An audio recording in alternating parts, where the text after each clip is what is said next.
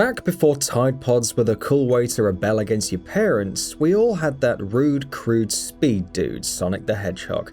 The too cool for school blue blur rocketed Sega and the Genesis to the top of the world for several years, but his success makes it easy to forget the many other premier series that Sega had in their stable back in their prime.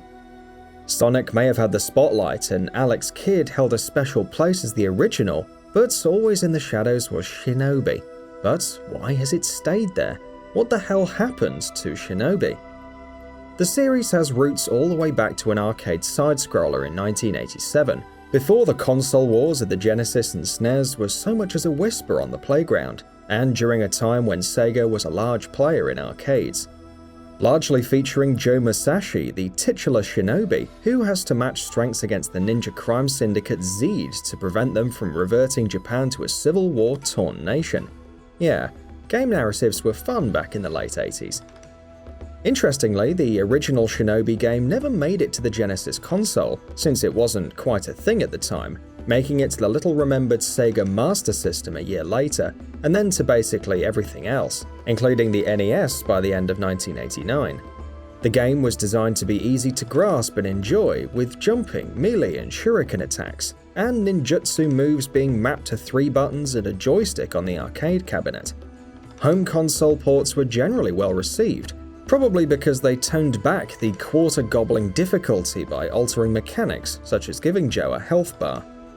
The huge popularity of the original arcade release spurred Sega to begin considering Joe Musashi as one of their headliners, and thus the floodgates would open with both Shadow Dancer and The Revenge of Shinobi launching in 1989. The second and final arcade entry would borrow almost all of the mechanics from the first game, and also do a dog companion many years before games called its innovation.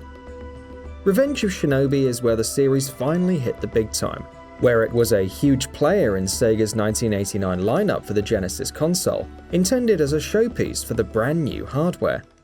Director Noriyoshi Oba would take the series in a decidedly new direction, not only lifting earlier console ports' decision to introduce a life bar for Joe, but to have the series tweaked to better fit onto a home console by making it more story-driven.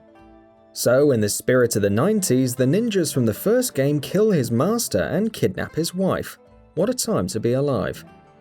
Perhaps that bravery to laugh in the face of copyright infringement was what made the series so memorable in the first place, since to Oba's own admission, the reason you see Joe Musashi go toe-to-toe with Rambo, Terminator, Spider-Man and even Batman appear as bosses in the game comes from a lack of his creativity, and not passing the memo along to the character designer that he was supposed to add their creative touches to them. The wall crawler himself is part of a fun piece of trivia for the game. It's the only Genesis game to receive a revision 20 years following release, since his presence prevented re-release due to licensing. So before the Wii Virtual Console re-release, they removed the Marvel credit and made him pink, making it okay. The earlier arcade title Shadow Dancer would receive an adaptation on Genesis called Shadow Dancer: The Secret of Shinobi. Enhancements to the control were well received, while the game strangely maintained the single-hit lives from the arcade. Depending on what manual you ask, the protagonist is either Joe's son Hayate Musashi or Joe himself out of retirement. The game maintained mostly positive reception, aside from some outlets who believed that it was too difficult and a step back from the previous game. It would be 3 years of Master System and Game Gear spin-offs before Joe would resurface from retirement once again to take on Neo Zed. Originally, Sega wanted the game to launch a year earlier, but apparently they had some standards in 1992.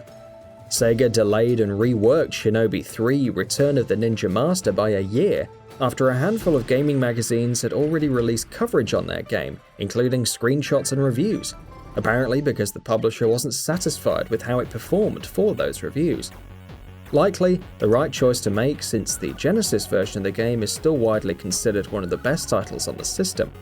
While the game did remain well received, it also began to shy away from the staple difficulty and mechanics of the series, instead focusing on speed and style over difficulty, which some developers didn't quite care for. And just like the flash of a blade in the night, the Shinobi series would disappear before it even really began. Shinobi X on the Sega Saturn felt like a half-hearted attempt to reboot the series on the Sega Saturn, but the 3D craze had taken full hold by this point. There was no room in a 3D world for a 2D action game, and Sega was falling fast. The review scores reflected this change, and Shinobi would only see one more true sequel, as the Dreamcast title eventually launched for the PS2 in 2002. The repetitive gameplay left it wanting as well. That title did just well enough to gain a sequel in Nightshade, but little else. Shinobi has remained in the shadows of its former glory for 7 long years at this point, following on from a rather disappointing 3DS entry that tried to do the retro revival thing, and the minigame touch compilation thing at the same time, long after both had somewhat fallen out of vogue. Shinobi slipped away almost completely in lockstep with a Sega that found itself flailing around, desperately trying to keep its consoles alive, and that's what I feel brought the series down with it. Could Shinobi have a future? Sega made promises in 2017 that it was going to start listening to fans that it needs to pay off. Could Joe come out of retirement once again with a Platinum Games-led revival? We need a new ninja to walk into the scene, since we're short a Hayabusa. We need a Shinobi. And that wraps it up. If you like what we're doing, please consider subscribing to our channel. We upload new videos daily, so make sure you don't miss them by subscribing. We appreciate your support, and we thank you for checking us out.